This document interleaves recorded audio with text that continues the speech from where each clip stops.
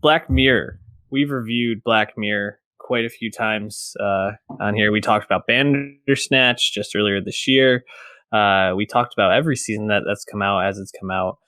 Now this is what, season 6 of Black Mirror? Five. Season 5. With two specials, White Christmas and Bandersnatch. Yeah. What White Christmas, I know it was a special, but I think about it just as part of season 4 or season 2 at this point. I'm sorry. Correct. Same. Anyways, this is a quite an interesting Black Mirror season to me. I think because, Black Mirror had been almost expanding as they moved to Netflix and were kind of just dropping all the episodes at once. We had seen the seasons grow for the most part. I think the last one, season 4, actually dropped 6 episodes, including San Junipero. They were both 6-episode seasons. Which, and one of those was, a television or a TV movie, basically, and won the Emmy for Best TV Movie, San Junipero. So we were really getting more and more Black Mirror. Then we get Bandersnatch, which panned by most people. I think we talked a lot of the issues. Go check out that review to hear more about that. Was supposed to be part of this season. Then the showrunners decided that it didn't really make sense to put it together because there was just so much there, depending on like what courses you take, which decisions you made within the show. So like 5.5 hours of content, Bandersnatch. It's a lot, so it makes sense. So after Bandersnatch, which is mostly panned, with only 3 episodes, and I say only 3, I mean any Black Mirror we get is usually higher quality TV than most of the things that come out. It felt like these episodes had to be pretty much no brainers, and I mean you got some big stars in this. You got Anthony Mackie, Miley Cyrus, Andrew Scott in these episodes. So it's feeling like they must feel pretty confident in the 3 that they're dropping. Dave, do you feel like these 3 episodes kind of lived up to the quality that Black Mirror has been known for? Yeah, I think vaguely, yes. I mean, I know it was because of Bandersnatch. Because Series 5 was only 3 episodes, like the first 2 series, I was like, oh, that's cool. They're just gonna focus on the concepts and not overdo anything. I think the overall criticism of seasons 3 and 4, the first 2 since the show was acquired by Netflix, was that some ideas, some concepts just feel a little half-baked or undercooked in the sense that the concept might be sound, but it just might not be enough to truly make an episode. Episodes like Men Against Fire, for example, stand out like that. And overall, I can't say I've ever disliked an episode of Black Mirror. Just inherently as an anthology, some episodes just work better than others. Some episodes completely work, right? Like San Junipero or Be Right Back, Entire History of You. So episodes of that just are completely knockout, right? And there's other episodes that are, mostly good and have plenty of fans in their own right, like the next few tiers down, right? And I think this series, Series 5, ultimately feels like it's kind of in the middle tier where I think you can appreciate all 3 of these episodes for what they're doing, but none of them stand out as true knockouts. And I don't think any of these will even have the virality of, say, a Hang the DJ did last season. Yeah. But that's okay. I feel like ultimately, like, it's hard to have every one of these be a knockout. You have to write a completely new story every time in a completely new world. There's really nothing compounding on each other in this show, despite what the Easter eggs might make you think. So, yeah, I mean, I was satisfied. Again, I'm just a fan of the show, and Black Mirror's at its best when it's describing and exploring how technology and humanity interact, not about the technology itself. So I actually kind of like that these 3 episodes largely tone down the wild tech. There's nothing super futuristic about any of these episodes. I mean, we got AI, we got VR, and we got social media. I think VR where your whole body experiences the sensations of the game is pretty futuristic. Sure, but it's just an extension of things we already understand, right? It's kind of like Metalhead. It's like, oh, Boston Dynamics has those wild robots. They'll kill us one day. Okay, let's do an episode where they kill us. Right. You know what I mean? So I don't know. ultimately every technological conceit in this series feels grounded in something we already understand. Hmm. Um, I agree for the most part. I do think there's one episode that is head and shoulders above the other two here, and for me, that's the second episode with Andrew Scott. Actually, I didn't Smithereens. write. Yeah, Smithereen. Um, I thought that one was by far the strongest. One, I think having Hot Priest Andrew Scott coming Good off timing. Fleabag season two. Yeah, great timing. Um, he's just on a heater right now. I'm buying a lot of Andrew Scott stock just because it seems like Same. whatever he's given as a role, he just knocks out of the park. And I think he really delivers on the emotional heft of this character who's ridden with guilt by checking his phone, leading to a car accident and killing his fiance, and feeling like he never uh, could tell anybody about it until he gets to this point in his life where Right. he makes this horrible decision. Also, get Topher Grace in that episode, which I mean, he comes in about 3/4 of the way through as Billy Bauer, Jack but Dorsey. yeah, basically. But I think he knocks it out of the park in that role. Like it's pretty funny when you see him there meditating, and there's like there's a situation we got to tell you about. He's just like fuck, like it's Right. so good. Yeah, I think that's also my favorite episode as well. Mhm. I just don't think need to be 70 minutes long. I think a lot of the Yeah. stuff once we're in the car in the standoff spun wheels in a certain sense because we were still getting up to the twist or revelation that it was Andrew Scott who actually killed his wife, right? And like Mhm. he's doing this because of guilt, not because of any true demands or anything.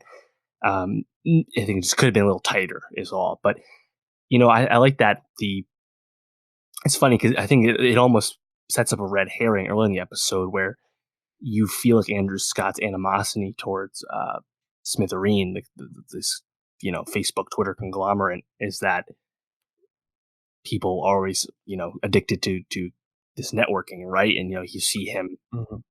kind of revile at the woman he had just slept with when she's trying to log into like the Facebook for her dead kid, right? And then he's always mad about people being on their phones, and just clearly looks against it, and it sets it up. Oh, look, this guy is just anti uh, glued to the phone behavior. We can totally sympathize, relate with that today. Makes sense, but no, it's actually totally flipped around.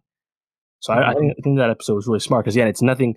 It's nothing that wild. Like that episode could have happened today. There's nothing really futuristic about it, to be Yeah. honest. A lot of easy stuff to comprehend there. Um, I like the Miley Cyrus episode just because I really liked Miley. I thought Mm. she actually was quite compelling in her two roles as a kind of meta role as a overexposed pop singer, and then also as the AI version of herself. Yeah. Um, I don't know if there was any like maybe lesson or even real conceit with that episode, but it was just kind of fun. I don't know.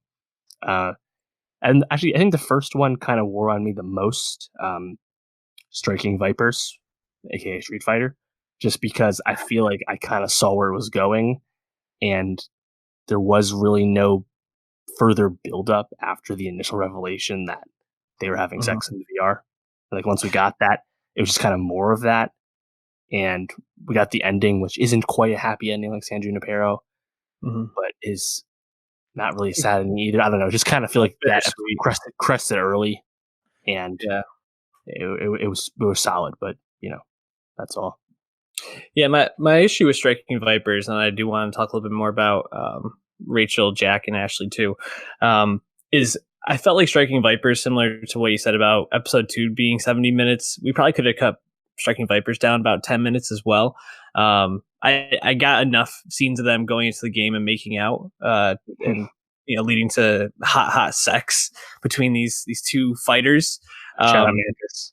yeah, to to kind of get the point and kind of see. And I felt like it didn't really add much other than seeing, um, yeah, what's his name, Yahya Mateen the second's character, Black Abdul Manta. Mateen, yeah, fall more in love with Anthony Mackie's character. Um, and that episode almost in a sense felt a bit like a Black Mirror like parody episode in a way. Like if someone was gonna like make a Black Mirror episode that was just trying to be like a parody, I feel like they would try to do something like that. I feel like Black Mirror in the end kind of turned around and actually asked some interesting questions about like gender fluidity, sexual fluidity in terms of sexual attraction and things like that. But overall, that was probably that was actually by far my least favorite of the season. Um, Rachel, Jack, and Ashley too.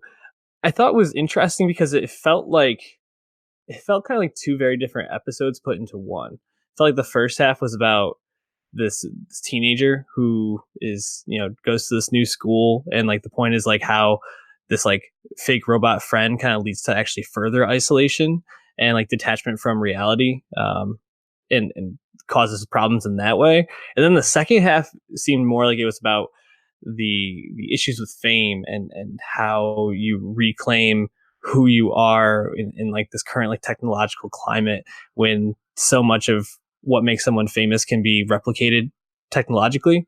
Um, yeah, I don't know. I felt like that episode didn't necessarily tie together or as well as I would hope. And while Miley I thought was pretty good and pretty funny when she was like the little Ashley 2 thing, when Ashley 2 like rolls herself around the cord to like pull out Miley's like life support, I was like, oh my god, I just can't. This is just too ridiculous, too stupid at this point. But overall, I think it was still pretty good. So Black Mirror is still quality. Just I think these three episodes didn't really live up to my hopes or expectations for the show. So San Junipero and USS Callister both won multiple Emmys from the past two seasons. Mm-hmm. Do you think we will get there with Smithereens, which we assume would be the one they would push? Because they do Uh, like outstanding television movie, and they can get away with it because it's an anthology show, so you can still run it in those limited categories. So the competition is never that strong, generally speaking. yeah, But yeah, do that's you think we can get there again? I think that's the only reason we could get there. Although I would definitely, um, I would definitely expect something that like a movie that uh, is put out by. I mean, like wouldn't one of the Game of Thrones episodes technically fall into that category, or because it's Well, not no, anthology, they can't do that. yeah, no. I mean, Thrones is just a drama. That just runs in drama. Right. See that like that's where the criteria becomes interesting. So I guess because these episodes aren't connected, they can say, "Oh, this is a TV movie," Oh, but the length is the same. Like, I mean, I what just we had realized what it'll be going three. up against, though. It'll go up What's against that? the Deadwood movie with Oh, HBO's yeah, might no. behind it. So that and anything else HBO has as well. So yeah, maybe not. We'll get a nomination still, but yeah, Deadwood Probably. movies got the unlock.